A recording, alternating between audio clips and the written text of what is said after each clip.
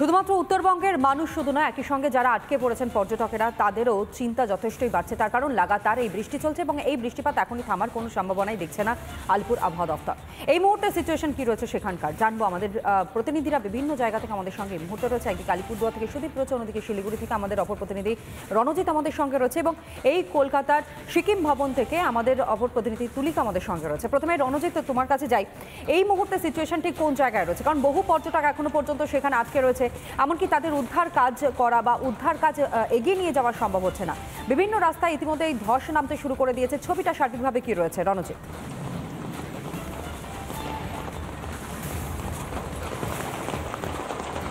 এই মুহূর্তে কিন্তু গতকাল রাতের থেকে কিন্তু লাগাতার ফের বৃষ্টি শুরু হয়েছে উত্তরবঙ্গ জুড়ে উত্তর সিকিমে। তার জেরেই কিন্তু আজ সকালে কিন্তু সেখান থেকে মঙ্গন সহ উত্তর সিকিমের একাধিক এলাকা থেকে কিন্তু হেলিকপ্টারের মাধ্যমে এয়ারলিফটের কথা থাকলেও তাও কিন্তু সম্পূর্ণ বিষবাউ জলে।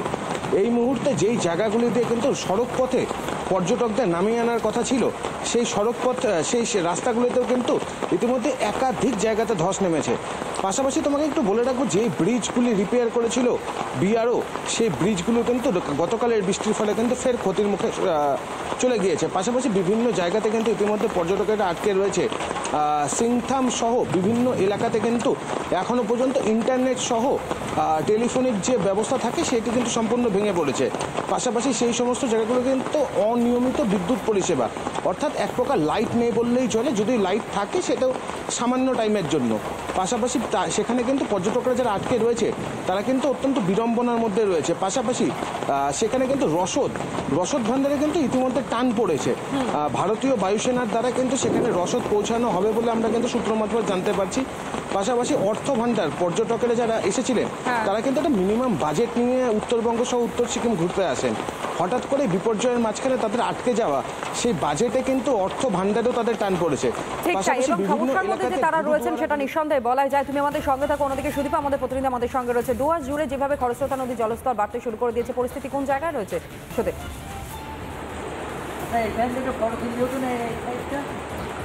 ডুয়ার্সে দেখো সকাল থেকে কোনো প্রবল বর্ষণ লক্ষ্য করা যাচ্ছে। ডুয়ার্সের বিভিন্ন কিন্তু নদীর জল কিন্তু ফুটে উঠেছে। বর্তমানে রয়েছে তোর্ষা নদীর ধারায়। এই তোর্ষা নদীর জল কিন্তু ক্রমাগত বৃদ্ধি পাচ্ছে। শুধু তোর্ষা নয়, বাঁশা নদীর জল বৃদ্ধি পেয়েছে। ইতিমধ্যে বাঁশা নদীর জল কিন্তু সেন্ট্রাল ডুয়ার্স চা বাগানে প্রবেশ করেছে, এটা আমরা দেখিয়েছি। কালজানি নদীর জল বৃদ্ধি পেয়েছে। বিভিন্ন যে ঝোড়া, সেই সমস্ত ঝোড়াগুলো এখন সব ফুলে ফেপে উঠেছে এবং যেটা লক্ষ্য করা যাচ্ছে আলিপুরদুয়ার সহ হেমন্তগঞ্জ সহ বিভিন্ন যে এলাকায় এই যে খারাপ বেহাল নিকাশির জন্য কিন্তু অনেকের ঘর কোনো জলমগ্ন হয়ে পড়েছে। এই এক নাগারে প্রবল বর্ষণ, তারপরে বেহাল নিকাশি, অনেকের ঘর জলমগ্ন।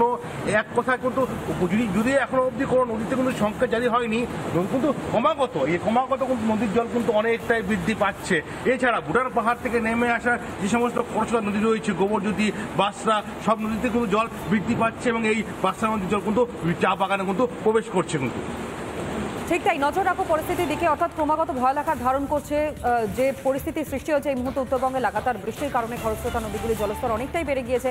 আর অন্যদিকে আপনাদেরকে জানাচ্ছিলাম যে পর্যটকদের আটকে থাকার ঘটনা, ইতিমধ্যে উদ্ধার কাজ করা সম্ভব হচ্ছে না। তুলিকা আমাদের অপর প্রতিনিধি এই মুহূর্তে কলকাতা সিকিম ভবনের সামনে থেকে আমাদের সঙ্গে রয়েছে। কোনো রকমের কোনো প্রশাসনের তরফ থেকে কোনো পদক্ষেপ কি নেওয়া হয়েছে বিকল্প সড়ক পথে তাদেরকে নিয়ে আসার? কিছু জানতে পারছো তুলিকা?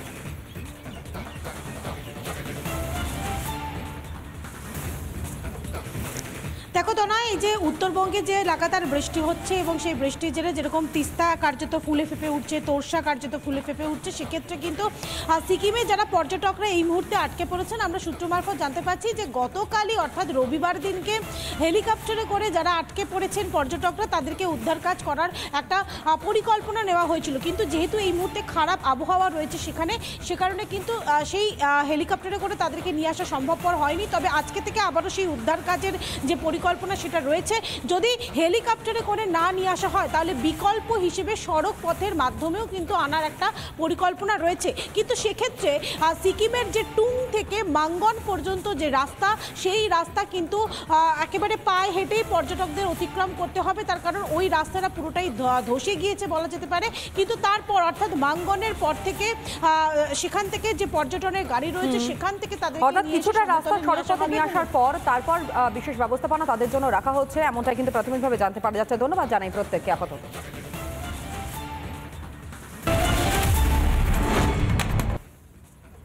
শুধুমাত্র উত্তরবঙ্গের মানুষ শুধু নয়, একই সঙ্গে যারা আটকে পড়েছেন পর্যটকেরা তাদেরও চিন্তা যথেষ্টই বাড়ছে। তার কারণ লাগাতার এই বৃষ্টি চলছে এবং এই বৃষ্টিপাত এখনই থামার কোনো সম্ভাবনাই দেখছে না আলিপুর আবহাওয়া দফতর।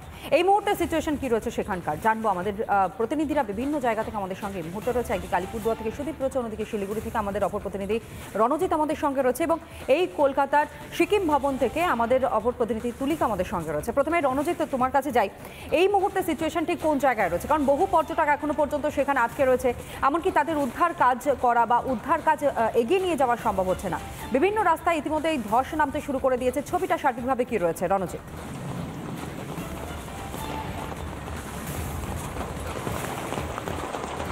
এই মুহূর্তে কিন্তু গতকাল রাতের থেকে কিন্তু লাগাতার ফের বৃষ্টি শুরু হয়েছে উত্তরবঙ্গ জুড়ে উত্তর সিকিমে। তার জেরেই কিন্তু আজ সকালে কিন্তু সেখান থেকে মঙ্গন সহ উত্তর সিকিমের একাধিক এলাকা থেকে কিন্তু হেলিকপ্টারের মাধ্যমে এয়ারলিফটের কথা থাকলেও তাও কিন্তু সম্পূর্ণ বিষবাউ জলে। এই মুহূর্তে যেই জায়গাগুলি দিয়ে কিন্তু সড়ক পথে পর্যটকদের নামিয়ে আনার কথা ছিল, সেই সড়ক পথ সেই রাস্তাগুলিতেও কিন্তু ইতিমধ্যে একাধিক জায়গাতে ধস নেমেছে। পাশাপাশি তোমাকে একটু বলে রাখবো, যে ব্রিজগুলি রিপেয়ার করেছিল বিআরও, সেই ব্রিজগুলো কিন্তু গতকালের বৃষ্টির ফলে কিন্তু ফের ক্ষতির মুখে চলে গিয়েছে। পাশাপাশি বিভিন্ন জায়গাতে কিন্তু ইতিমধ্যে পর্যটকেরা আটকে রয়েছে। সিংথাম সহ বিভিন্ন এলাকাতে কিন্তু এখনো পর্যন্ত ইন্টারনেট সহ টেলিফোনিক যে ব্যবস্থা থাকে সেটি কিন্তু সম্পূর্ণ ভেঙে পড়েছে। পাশাপাশি সেই সমস্ত জায়গাগুলো কিন্তু অনিয়মিত বিদ্যুৎ পরিষেবা, অর্থাৎ এক প্রকার লাইট নেই বললেই চলে, যদি লাইট থাকে সেটাও সামান্য টাইমের জন্য। পাশাপাশি সেখানে কিন্তু পর্যটকরা যারা আটকে রয়েছে তারা কিন্তু অত্যন্ত বিড়ম্বনার মধ্যে রয়েছে। পাশাপাশি সেখানে কিন্তু রসদ ভাণ্ডারে কিন্তু ইতিমধ্যে টান পড়েছে। ভারতীয় বায়ুসেনার দ্বারা কিন্তু সেখানে রসদ পৌঁছানো হবে বলে আমরা কিন্তু সূত্র মারফত জানতে পারছি। পাশাপাশি অর্থ ভাণ্ডার, পর্যটকেরা যারা এসেছিলেন তারা কিন্তু একটা মিনিমাম বাজেট নিয়ে উত্তরবঙ্গ সহ উত্তর সিকিম ঘুরতে আসেন। হঠাৎ করে বিপর্যয়ের মাঝখানে তাদের আটকে যাওয়া, সেই বাজেটে কিন্তু অর্থ ভাণ্ডারেও তাদের টান পড়েছে। পাশাপাশি সমস্যার মধ্যে যে তারা রয়েছেন সেটা নিঃসন্দেহে বলা যায়। তুমি আমাদের সঙ্গে থাকো, অন্যদিকে সুদীপ আমাদের প্রতিনিধি আমাদের সঙ্গে রয়েছে। ডুয়ার্স জুড়ে যেভাবে খরস্রোতা নদীর জলস্তর বাড়তে শুরু করে দিয়েছে, পরিস্থিতি কোন জায়গায় রয়েছে সুদীপ?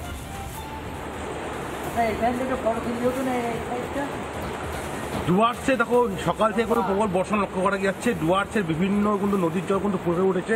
বর্তমানে রয়েছে তোরসা নদীর ধারায়। এই তোরসা নদীর জল কিন্তু ক্রমাগত বৃদ্ধি পাচ্ছে। শুধু তোরসা নয়, বাঁশা নদীর জল বৃদ্ধি পেয়েছে। ইতিমধ্যে বাঁশা নদীর জল কিন্তু সেন্ট্রাল ডুয়ার্স চা বাগানে প্রবেশ করেছে, এটা আমরা দেখিয়েছি।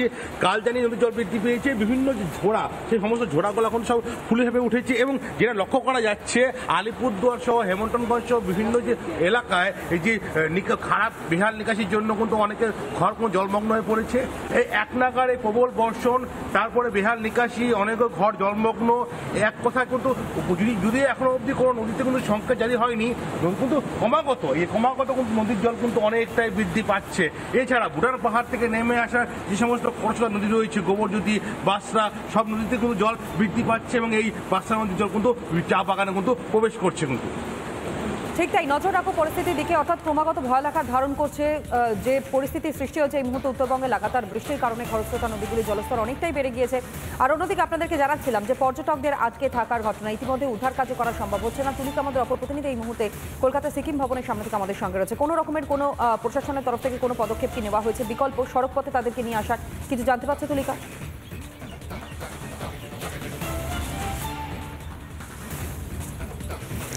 দেখো তো না, এই যে উত্তরবঙ্গে যে লাগাতার বৃষ্টি হচ্ছে এবং সেই বৃষ্টির জেরে যেরকম তিস্তা কার্যত ফুলে ফেপে উঠছে, তোরসা কার্যত ফুলে ফেপে উঠছে, সেক্ষেত্রে কিন্তু সিকিমে যারা পর্যটকরা এই মুহূর্তে আটকে পড়েছেন, আমরা সূত্র মারফত জানতে পারছি যে গতকালই অর্থাৎ রবিবার দিনকে হেলিকপ্টারে করে যারা আটকে পড়েছেন পর্যটকরা তাদেরকে উদ্ধার কাজ করার একটা পরিকল্পনা নেওয়া হয়েছিল। কিন্তু যেহেতু এই মুহূর্তে খারাপ আবহাওয়া রয়েছে সেখানে, সে কারণে কিন্তু সেই হেলিকপ্টারে করে তাদেরকে নিয়ে আসা সম্ভবপর হয়নি। তবে আজকে থেকে আবারও সেই উদ্ধার কাজের যে পরিকল্পনা সেটা রয়েছে।